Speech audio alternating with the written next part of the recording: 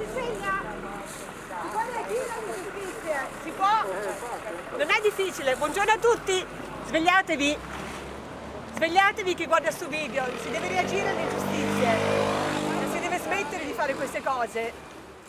Reagisce così una dei partecipanti alla Marcia per le Libertà, iniziativa dell'ex magistrato triestino Paolo Sceusa, dopo che la polizia padovana l'ha fermata all'altezza dell'Ungargine Rovetta, nella periferia della città del Santo. Gente come noi, la gente come noi non molla mai. In circa un centinaio, tra loro anche il portuale triestino Stefano Puzzer, sono partiti questa mattina da Dolo nel Veneziano per una marcia che dovrebbe arrivare a Roma.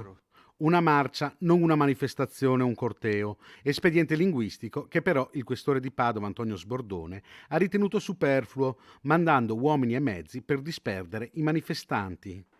Gli uomini della questura hanno intercettato i marcianti prima al confine tra Noventa Padovana e Stra, identificandone 20. I camminatori si sono poi sparpagliati per ricomporsi prima di percorrere il percorso arginale a Noventa Padovana. In zona industriale un'ulteriore parcellizzazione fino al blocco di Lungargine Rovetta.